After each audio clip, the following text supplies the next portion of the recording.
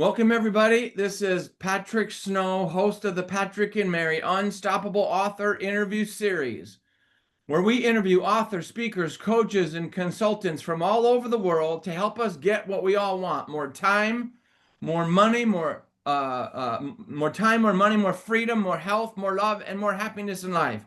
Today, we have a spectacular author, speaker, coach, and entrepreneur guest. His name is John Webster. We've had him on this show before with his previous books, Mastering Your Fate, Arizona Gun Laws, and then another one on the dogma of religion and what religion is all about in terms of, you'll get that. I kind of butchered that title, but John, you can talk about that in a second. Today, he's written two brand new children's books that have been inspired by his very own children. So we're going to cover that today. We're going to have a lot of fun. If you want to follow along online, you can visit his website online at go.coachjohnwebster.com. Again, go.coachjohnwebster.com. Both of his books are inspired by two of his youngest children, Leopold and Scarlett. And we're going to dive in and talk about those in a few moments. But before we do, let me read you his bio. John Webster is an author, a professional keynote speaker, a teacher, a life and business coach who helps people understand complex ideas through simple, meaningful stories. He has written numerous books on personal growth and development, self-leadership, freedom, always with the goal of inspiring readers to think for themselves and live with great integrity. His greatest inspiration comes from his children, Leopold and Scarlett, who remind him that every day that even the smallest voices can ask the biggest questions.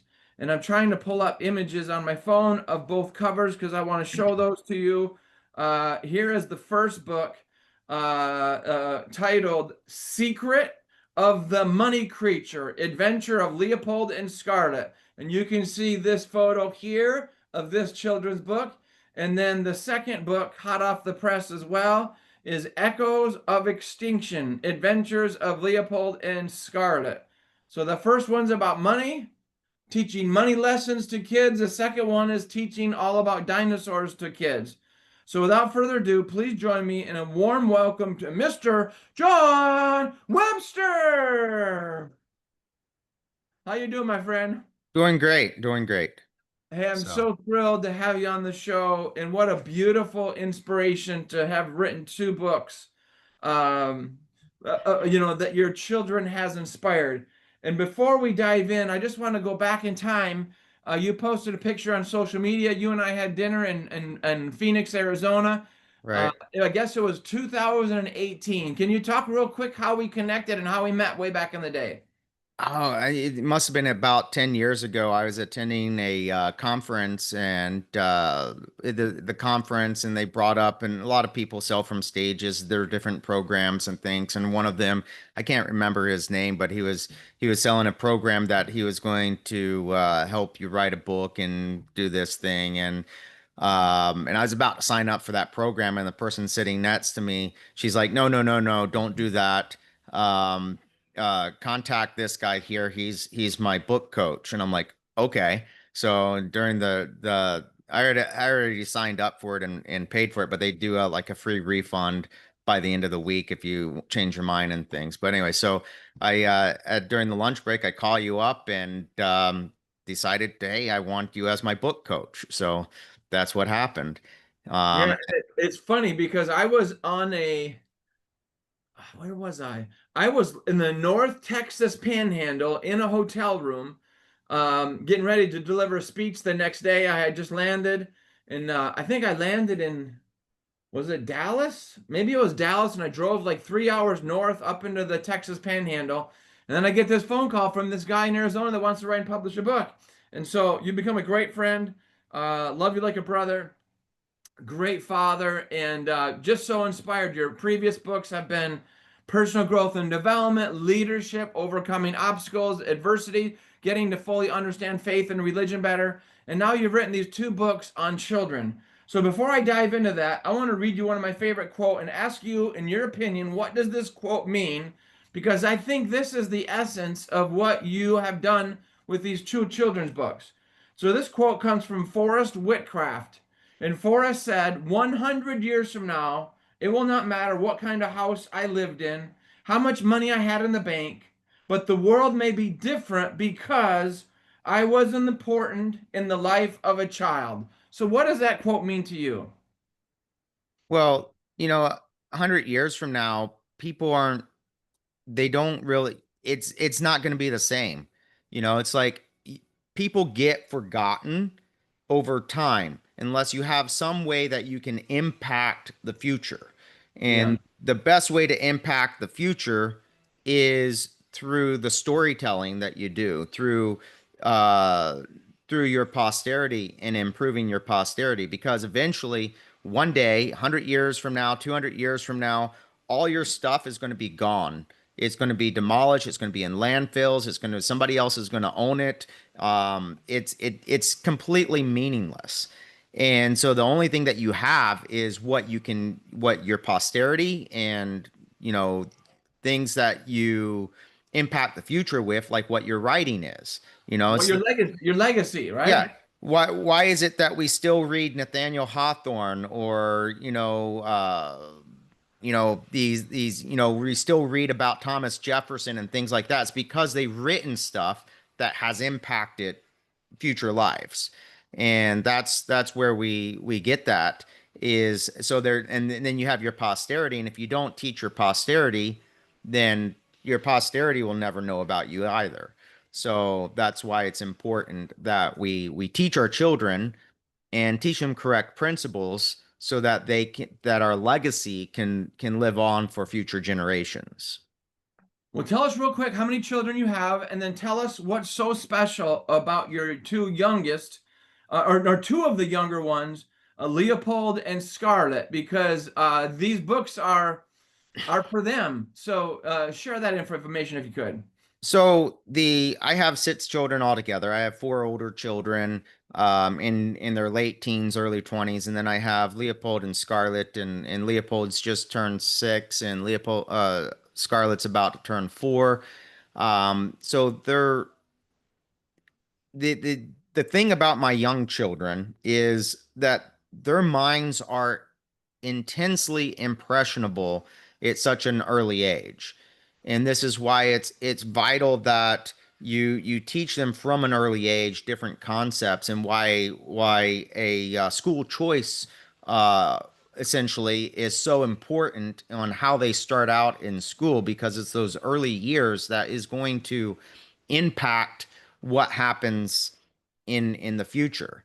Um, and so my idea with this is, if we can teach correct principles to the children before the conditioning happens as they go through their life, then now they have a foundation for personal growth, for self-leadership, for curiosity, that is going to benefit them throughout their older years as well. Well, you say conditioning, but you could also make an argument that it's indoctrination. It's, go to school, go get a bunch of college debt, get a job, work for the man, put in your 40 years, and then maybe, hopefully, you can retire. But unfortunately, we've seen more and more that system doesn't work. So if you're able to teach your children entrepreneurship, free enterprise, teach your children that it's okay, instead of having a job, they can be the job, they can be their own boss, become an entrepreneur. So I'm just Right. inspired about these two books. I read them both cover to cover, and I was like, wow, amazing, amazing concepts. So you've written Mastering Your Fate, Breaking Free from Religious Dogma, and the Arizona Guide for Gun Owners, all focused on empowerment and freedom. But this Mhm. children's book series, titled The Adventures of Leopold and Scarlett, is for children. So, what inspired you to translate those same big ideas in your business entrepreneurship books into these children book adventures? Well, all of my books focus on really around the same thing. It's freedom through understanding, through critical thinking skills. You've got to have critical thinking skills if you want to be successful in life. You got to be able to question things even when you might believe something differently, but truly what it means is you've got to take and question everything, because everything is not what it actually seems like it is. And it doesn't matter if it's religion, if it's politics, if it's school or whatever it is. And the more that you can question things, the more that you're going to be able to find insight and answers to things that the rest of the people might not be able to find. So Yeah. that's where it is. It's I've spent years helping people, especially with my book Mastering Your Fate, helping adults even unlearn the limiting beliefs that they have. And so I decided that I want to be able to teach this on a elementary level for small children as well, and to teach these principles and get the critical thinking skills early in their development so that they have that later on in life. Very good. Very good. Leopold and Scarlett aren't just storybook names, they're your real kids. So, Yes. how did that come about? Well, it came about. It's like as I read them books and they're bedtime books, and Dr. Seuss is great, and you have all these little fun things. Good night, moon. Good night, star. And it's fun to read those, but they don't really teach any good principles. And so it all started with I'm reading real bedtime stories to them, but then I wanted to be able to wrap that into a principle, into a lesson that they can understand. And when they see themselves in the book, that hey, it's about them, it's about what they're learning. Now they can learn about things where I'm teaching them, but in essence, it's not coming from me, it's coming from the book. And now it becomes a whole new teacher to them. So now they can learn about life, learn about money, learn about truth, but still have that same sparked curiosity that they would have in any other book. Very good. Very good.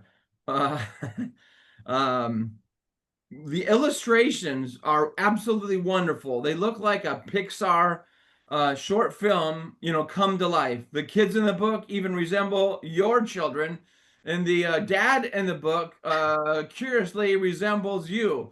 So, how Yes. intentional was that? How did you pull that together? So that was completely intentional. I wanted the art to feel as if it's us. I wanted them to be able to look at that and say, "Oh, that's me," not just some random person or some random character, but they now it becomes real to them, because now it's not just any other story, it's their story. And they are realizing that they're the characters in that story, and now they can have that same curiosity, that same joyful energy come to life on every page. So I wanted them to see themselves and be able to feel the warmth and have those real family moments that they can experience. Yeah, very good. Um, you describe your mission as helping children learn personal development and critical thinking skills throughout the stories of both books. Why do you believe it's so important to start teaching these strategic lessons early in life to children? Well, mindset starts forming at a very young age. And the earlier that children learn that they can think critically and ask why, they can make choices based on values. More confident and the resilient that they become as they go through life. And I believe that personal development shouldn't just start at age 25 or 30 or 35 when someone attends a seminar. I think that it should start at, as soon as they can understand, start talking, start reading, and start learning these principles, because now they build those those inner thinking critical skills where they become self-aware, they can become more patient, have more gratitude, have more curiosity. So it's all in a natural sense, but in a way that now they can take that with them, not only in their early 20s or 30s, but now they can do that before they get all that indoctrination with what the world wants to try to impose onto them, in other Mm, words. mm. Your first book, Secret of the Money Creature, teaches children about money, honesty, curiosity. Of course, that's a huge topic. So, how do you explain complex financial ideas like inflation and value in a fun way that's understandable for kids? So I started with that one because I decided, I want to try to teach some principles here and um to teach some truth of, hey, it's like we have inflation for a reason. And the secret of the money creature is based loosely on the creature from Jekyll Island, of how the start Federal Reserve got its start, and the whole banking system where they just start printing money now. And that is the money creature. It's a machine that they can just whip out and print money on whim. And the more money that they create, the less valuable our dollars become. And so that this is an easy way to teach that, hey, there is inflation going on. And so they discover that, hey, there's honesty and curiosity here, and that is stronger than the fear. And that money teaches them about value, integrity, and being fair. It also teaches economics. It's like an economics 101 lesson disguised as an adventure story about truth. And I loved in the book that they created their own honest bank, meaning Yes. that this is the bank. You can create your own bank, and then from that honest bank, that is totally okay to have one third of the money to give away to help people in need, to save one third for your future, and then to spend one third for your living. So, kind of talk about that breakdown because I can't underestimate, I think, how powerful it is to think that part of the reason why we're gifted with money is to be of service to others. And I think for you, you drive Right. that home in the book very, very well. Right. So it's I actually intertwined a lot of different little lessons in that book, and one of those is budgeting in a sense where we're taking a small portion of what we have and we're applying it towards this. We're taking a small portion, we're applying it towards this. And so that they can get the understanding that it's like not all the money that we have goes towards a specific thing, but allows us to do a budget, and that we can give money, and that we can, that we can use it for expenses, we can use it for this, we can save some. So it's sort of like a little bit of a budgeting principle in disguise there. And I think the inspiration was the actual book, The Creature from Jekyll Island, with the creation of the Federal Reserve. And these are very, very deep subject matters to introduce to children. But what I loved about it is you did so in such an easy to understand way, with the idea of encouraging children to ask questions why. Ask questions about money, about inflation, about value, about pricing. If you're going to do a, lemonade and cookie stand out at the street, how much do you price that for? In the grocery store, why are prices going higher? And it's not like you're slamming the existing system. And we know that we're going through a complete change of monetary system right now as we speak, as we move from the Swift banking system to the quantum financial system right in this very moment. But what I like is you didn't go down that path. What you did go down the path is it's important to ask questions. Why are things increasing in price? Why does it cost so much? How much value is there? When the Federal Reserve prints more and more and more and more money, why does it make money less valuable?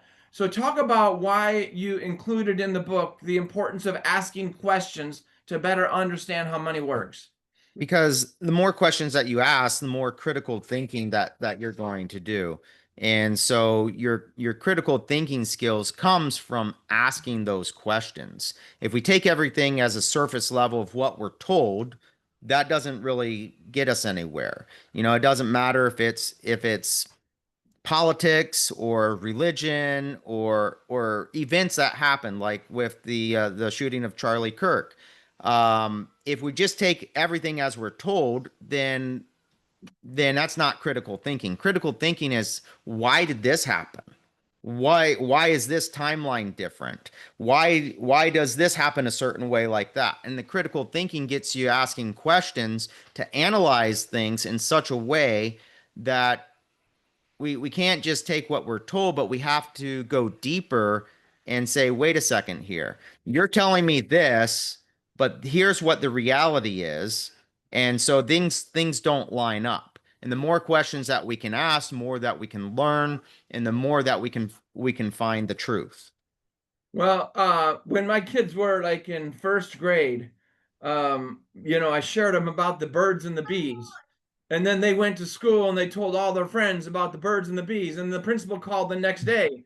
And they're like, we're supposed to share that with them in third grade. And you went ahead and told them in first grade. And they scolded me over the phone for teaching my kids about the birds and the bees. And my answer was, I want to be the one that is in control of communicating that how I want to. What I love about your books is you are the father and you are the one teaching them about money, because otherwise they don't learn about money. A lot of kids don't even have jobs in their teenage years. They go off to college and they get all these credit cards in the mail. And without even knowing it, from the parent's perspective, a kid can charge up 30,000 in credit card debt and then start their adulthood years. So I guess tell us why you wanted to go so deep on the money issue so young for these children, and then make it so that other parents can buy these children's books, and these other parents can also have conversations about money with their kids. Because I don't know if there's a more important subject matter to get your kids set up on the right path.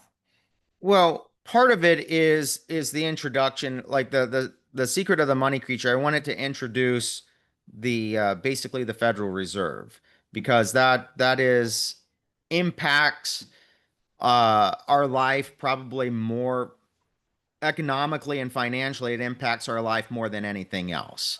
And to try to get that principle started so that I can introduce other financial principles in other books that I'm planning on doing. But that is the goal is to learn about how the money works, how the inflation works, and then to move from there to go towards, okay, now how can I make that work for me?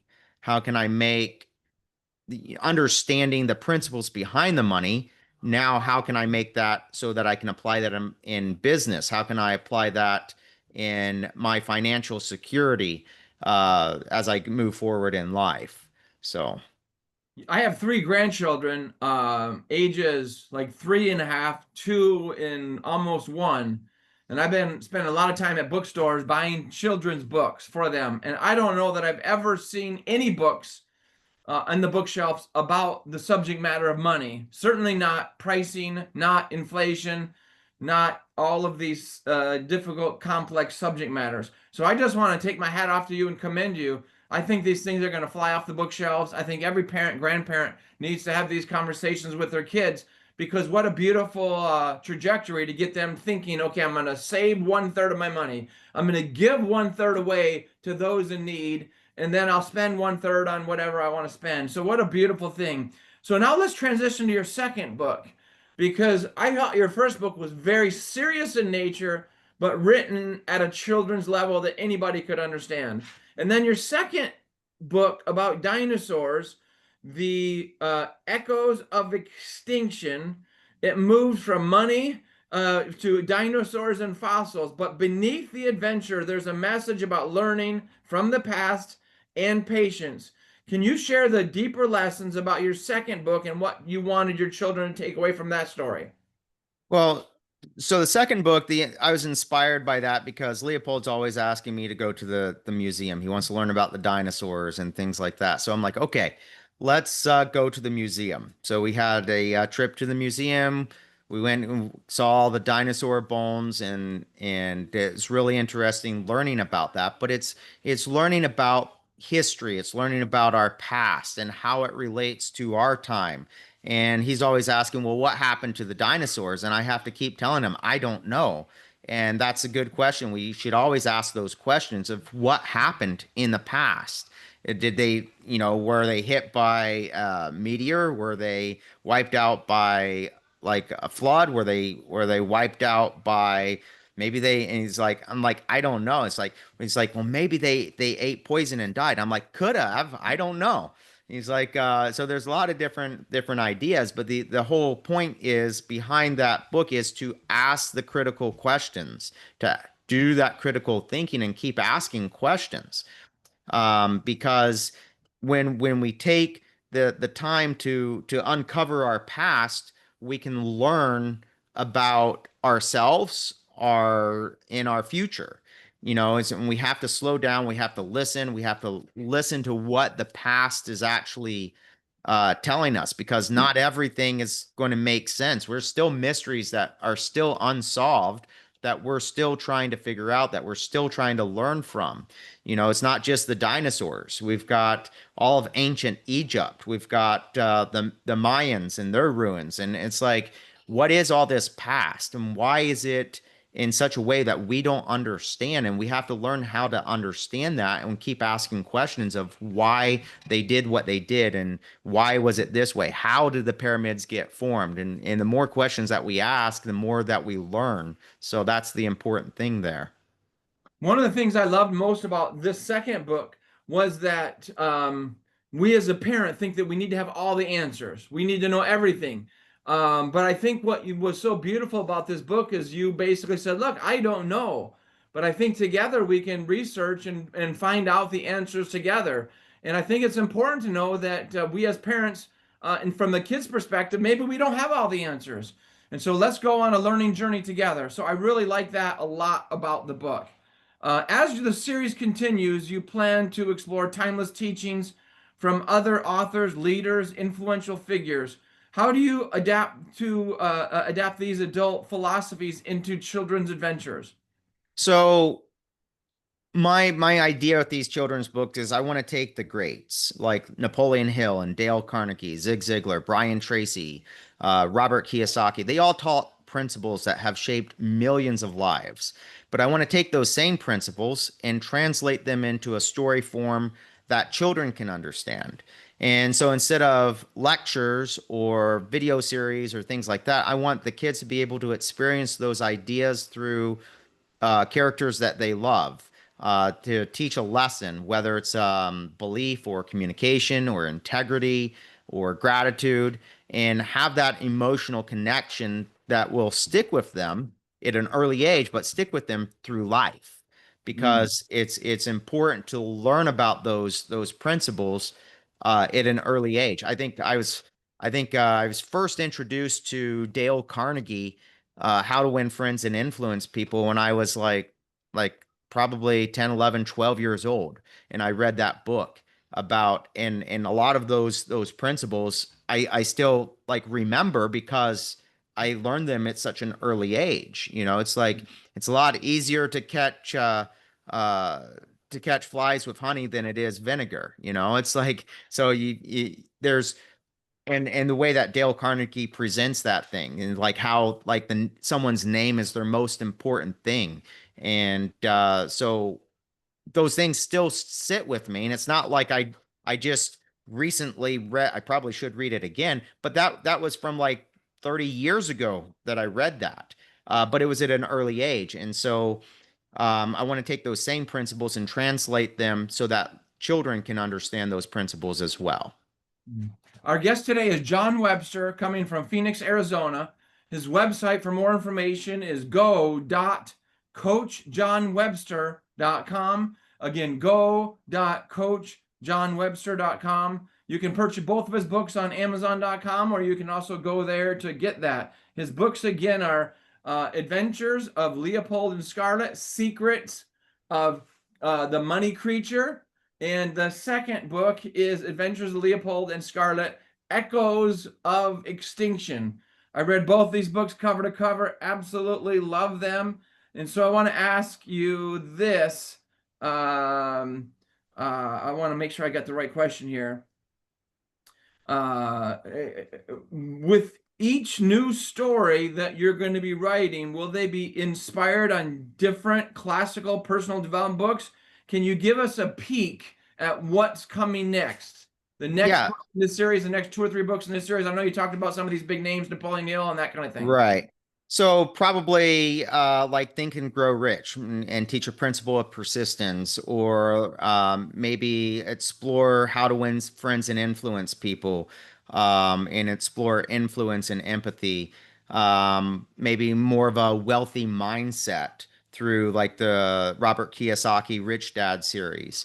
I think that's probably the next one that I'll probably um, do because it's a money book, and surprisingly enough, the Secret of the Money Creature ranked in for, I mean, I don't know where it is right now, but it was ranking in the top couple hundred on Amazon as just in children's books about money. And I'm like, wait a second here. I'm not really going into all the money stuff teaching there. I mean, I was just doing that showing about the formation of the Federal Reserve. And I'm like, just wait until I start teaching about Robert Kiyosaki's wealth mindset in a children's book. That's just going to blow their minds. Yeah. But I plan on doing more stories that introduce civics and entrepreneurship, about the Constitution, um, dealing with emotional intelligence. But I want to share all of those stories as they're told through the eyes of Leopold and Scarlett. So.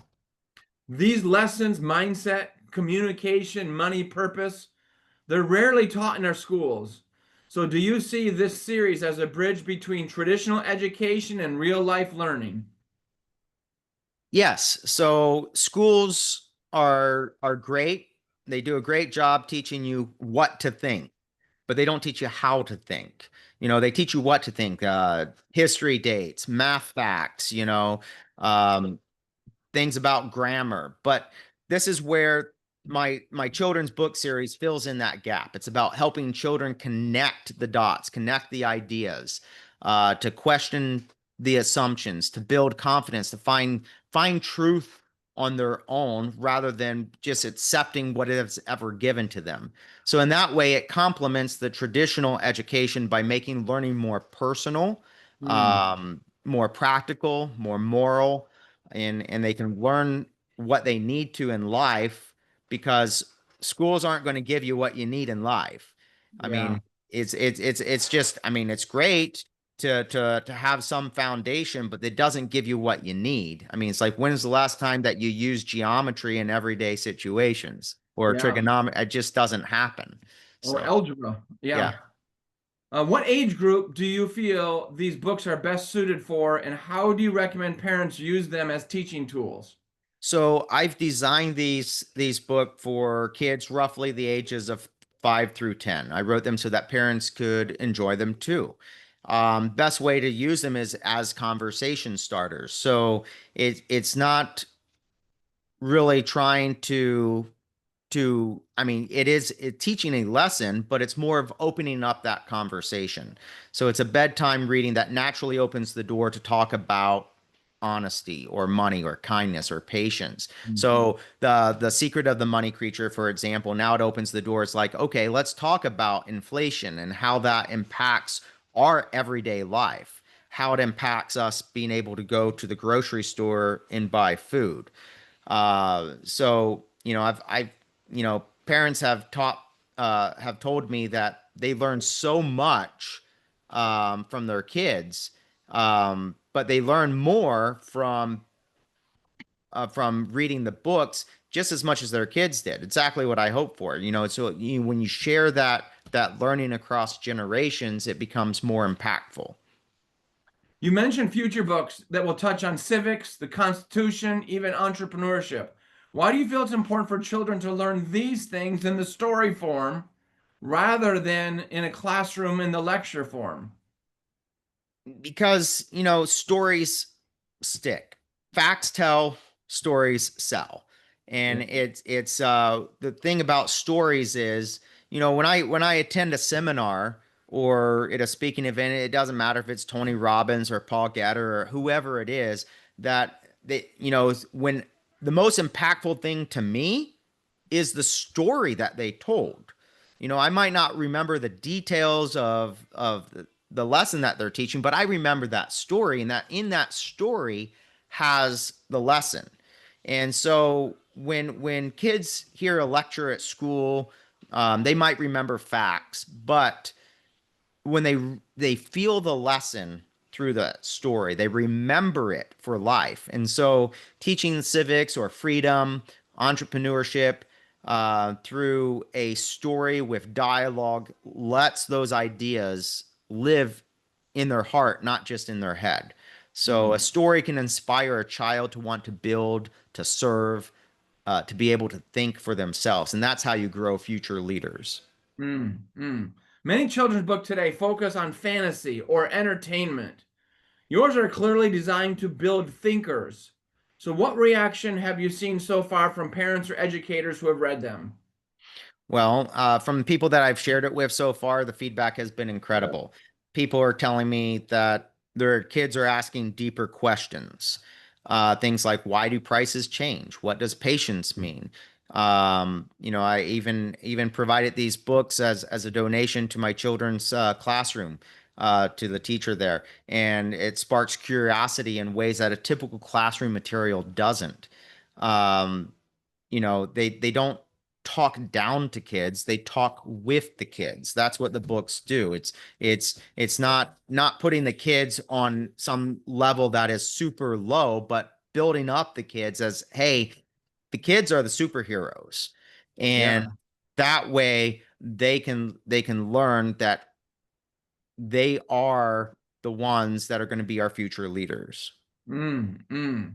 So, what's the ultimate goal of the series? Do you hope it becomes a movement, helping parents and teachers raise a generation of future independent thinkers?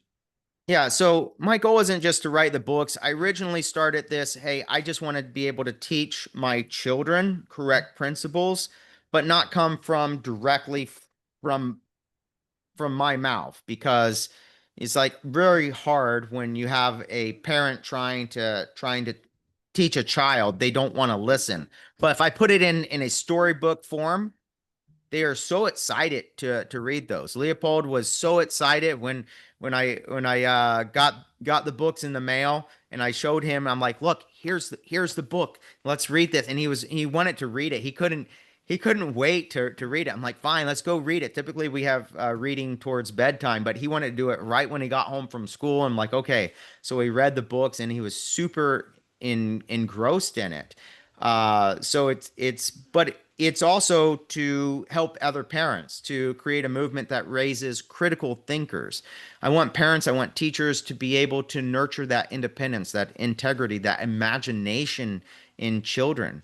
And if one day the adventures of Leopold and Scarlett becomes a symbol for curiosity and courage, maybe that's great. Maybe like Winnie the Pooh, or maybe the Magic Tree House, or something like that. But it's going to build that personal growth in children, and that's the legacy that I want to leave with these books.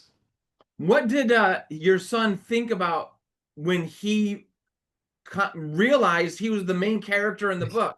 That had to like boost his confidence, make him just super excited. What a cool experience and adventure that would be for him. Yeah, so he's like, looks at that, and he saw it, and he's like, especially with this one here, he's like, oh, that's me right there. And in fact, he's at school wearing that shirt today. So that is his shirt that he wears, and that's and Scarlett, that's her dress. And so the images are based off of their own photos. Yeah. And he was super excited to see himself, and learning about himself in there as well. So Yeah. And chat real quickly about you took real life images of you and your two children, and then you incorporated those into AI to create the cartoon version of it. And what I'm correct. blown away is the expression on their face, the excitement when they created their honesty bank, and the sparkles and that came up, and it was like they had just won the lottery. Like it was so amazing. Talk about that process of instead of going out and hiring an illustrator or someone to draw, what you wanted, that you were able to do that yourself. Because I don't know, maybe you're not an artist. I'm certainly not an artist. Right. From a technology standpoint, leveraging AI, the photos in the book are some of the best that I've seen in any children's book. Right. And I wanted it to come across because that's what children are used to, is that Pixar animation. So I wanted it to come across as that same kind of style. So I used real life images of my children, of myself, and said, "Hey, I want this as a Pixar style character." The real difficulty was it with it was trying to get it consistent. Yeah. Consistent on every image throughout the whole book. And Mm. there's a lot of work in that. I mean, I guess that's pretty much where my probably 90% of my time in creating these books was trying to get the images correct. So that was a lot of work in and of itself, but it came through, got consistent images. I found a way that I can even make the images consistent not only within the book, but now I can use those same images throughout future books as well. But I don't know necessarily that I want to do that, because as they age, obviously I want to show that they're aging as well. So When we sat down for dinner in Phoenix in 2018, per the photo you posted on Facebook the other day, you weren't an author at that point. Now you're an author of 5 books with at least 5 more coming. What does that feel like to have achieved that goal? it's I'm not really speechless with that. I don't really know. I mean, it's great to be able to have something that I can share with the world, not just bundled up in my own thoughts and what I tell people, but now it's like here's my book. Read this. This will change your life. Or for my people that are wanting to learn more about self-defense, here's my book on owning guns and how to make your home a fortress against criminals, self-defense. So it's more impactful that the book can help people achieve stuff more so than anything that I could try to tell them, but now it's in a written form that they can refer to over and over and over again.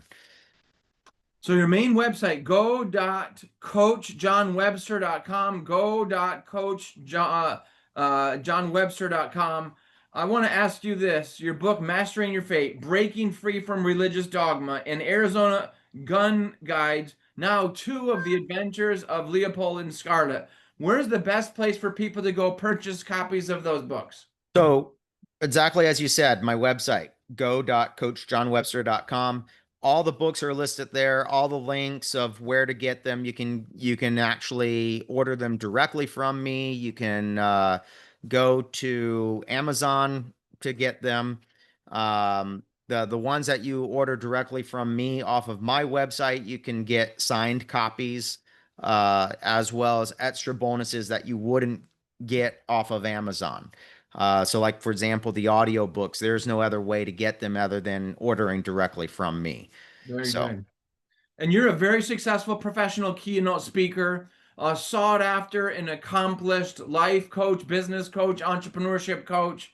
Also, you teach self-defense and many other things. So if someone wants to book you as a keynote speaker, or if someone wants to schedule a complimentary consultation, is there a phone number? How do they get a hold of you? How do they yeah, schedule that session with you or do a pre-speech interview with you?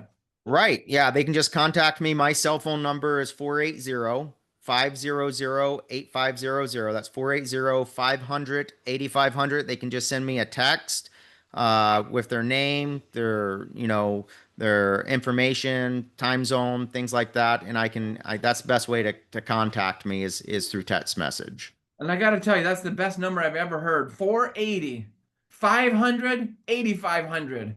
480 500 8500. You pulled some magic to get that phone number lined up.